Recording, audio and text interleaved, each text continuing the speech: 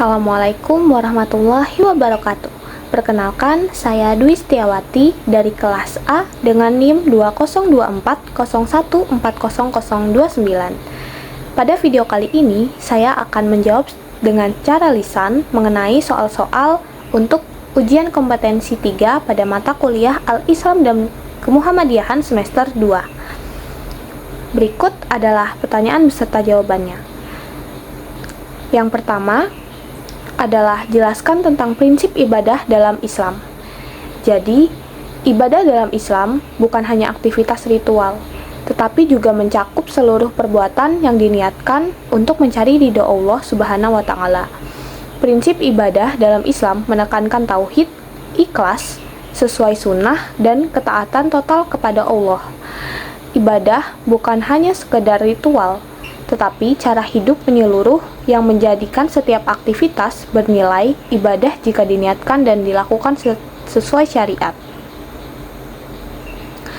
Yang kedua adalah jelaskan hukum meninggalkan sholat menurut para ulama 4 mazhab. Sholat merupakan rukun Islam kedua dan kewajiban utama bagi setiap muslim. Para ulama sepakat bahwa meninggalkannya adalah dosa besar. Namun, mereka berbeda pendapat mengenai hukum dan sanksinya, khususnya jika seseorang meninggalkan sholat tanpa uzur dan secara sengaja. 4 mazhab itu adalah yang pertama, mazhab Hanafi. Nah, hukumnya meninggalkan sholat adalah dosa besar, namun tidak dihukumi kafir. Sanksinya, pelaku dihukum dengan ta'zir, atau hukuman yang ditetapkan oleh penguasa, bukan hukuman mati. Dan selama ia masih meyakini kewajiban sholat, maka ia adalah tetap muslim. Yang kedua adalah mazhab Maliki.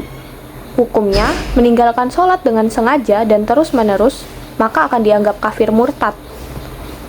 Sedangkan sanksinya adalah diberi kesempatan untuk bertaubat. Tapi, jika dia tidak mau bertobat, maka akan dihukum mati sebagai murtad. Nah, jika meninggalkan karena malas, tapi masih meyakini kewajibannya untuk sholat, sebagian ulama Maliki tidak langsung mengkafirkannya. Yang ketiga adalah mazhab Syafi'i. Hukumnya, meninggalkan sholat karena malas adalah dosa besar, tetapi tidak kafir. Sanksinya diperintahkan untuk bertaubat. Tapi, jika tetap membangkang, bisa dihukum mati. Namun, tidak sebagai kafir, melainkan sebagai pelaku dosa besar.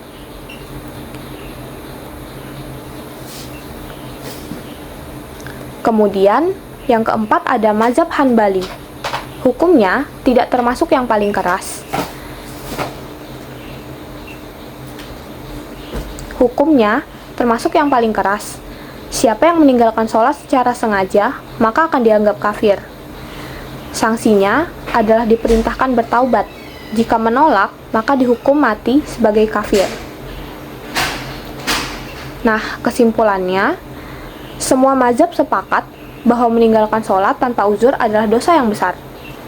Dan perbedaannya adalah, apakah pelakunya dihukumi kafir atau tidak, dan tentang sanksi duniawinya. Soal yang ketiga adalah jelaskan jenis-jenis puasa wajib dan puasa sunnah. Puasa wajib merupakan puasa yang diwajibkan oleh Allah Subhanahu wa Ta'ala dan harus dikerjakan oleh umat Islam yang memenuhi syarat. Adapun jenis-jenisnya adalah puasa Ramadan. Puasa ini adalah puasa wajib yang dilakukan selama bulan Ramadan, yaitu selama 1 bulan penuh. Kemudian ada puasa qada Ramadan. Puasa ini dilakukan untuk mengganti puasa Ramadan yang batal atau terlewat. Kemudian ada puasa nazar. Puasa ini dilakukan karena seseorang bernazar atau berjanji untuk berpuasa jika keinginannya terkabulkan. Kemudian ada puasa kafarat. Puasa ini dilakukan untuk menebus kesalahan tertentu, seperti puasa untuk menebus dosa sengaja atau puasa yang diwajibkan karena pelanggaran dalam haji. Kemudian, puasa sunnah merupakan puasa yang dianjurkan, namun tidak wajib dan boleh dikerjakan atau tidak.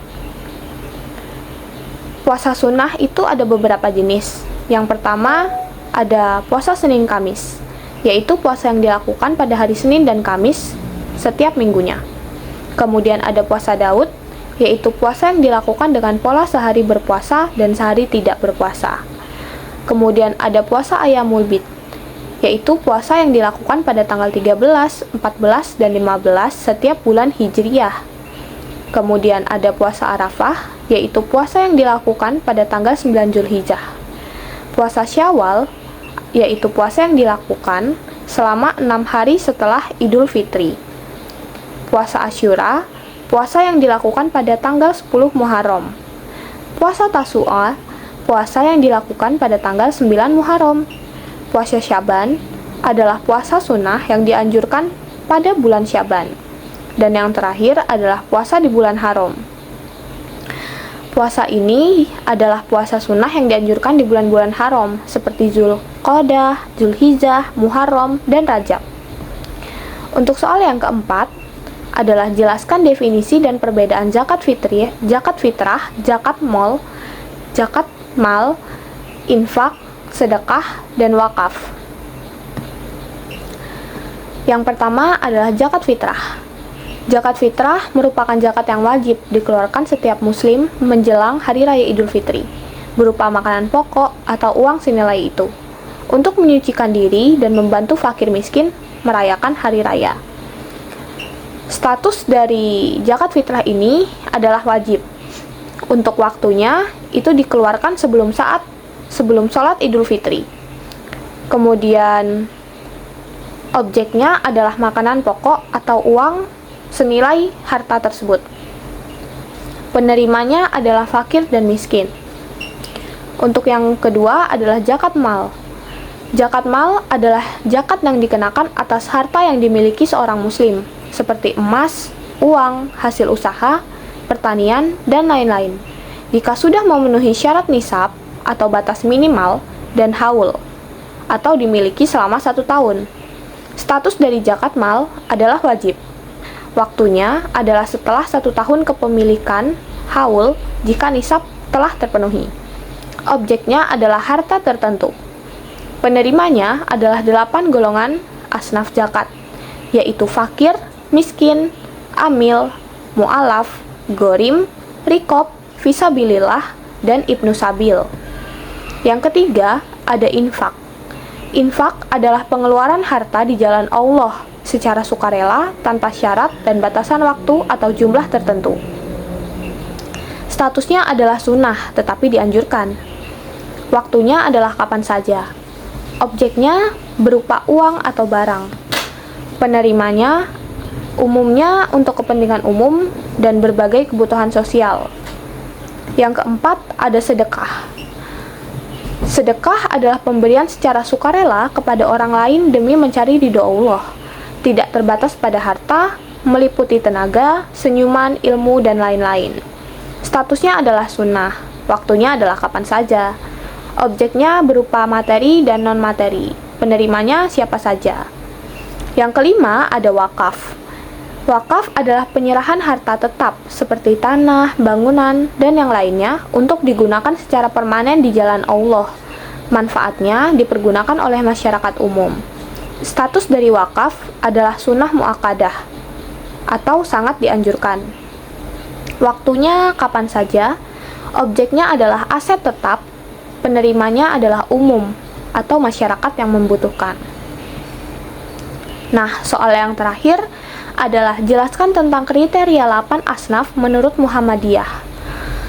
Kriteria 8 asnaf penerima zakat menurut Muhammadiyah didasarkan pada Quran Surah At-Taubah ayat 60 dan meliputi yang pertama adalah fakir, yaitu orang yang benar-benar tidak memiliki harta dan kemampuan untuk memenuhi kebutuhan hidup sehari-hari. Yang kedua adalah miskin, orang yang memiliki sedikit harta atau penghasilan, tetapi tidak cukup untuk memenuhi kebutuhan dasar hidup. Yang ketiga adalah amil, yaitu orang yang bertugas mengumpulkan, mendistribusikan, dan mengelola zakat. Yang keempat adalah mu'alaf, yaitu orang yang baru masuk Islam dan membutuhkan bantuan untuk menguatkan keimanannya. Yang kelima adalah rikob, yaitu hamba sahaya atau budak yang ingin membebaskan dirinya. Yang keenam adalah gorim, yaitu orang yang berutang karena kebutuhan mendesak dan tidak mampu melunasinya. Yang ketujuh adalah fisabilillah, yaitu orang yang berjuang di jalan Allah, seperti pendakwah, santri, atau mereka yang berjuang dalam perjuangan Islam. Yang kedelapan adalah ibnu sabil, yaitu seorang musafir yang kehabisan bekal atau mengalami kesulitan keuangan saat dalam perjalanan. Nah, itu tadi adalah penjelasan saya. Sekian dan terima kasih. Wassalamualaikum warahmatullahi wabarakatuh.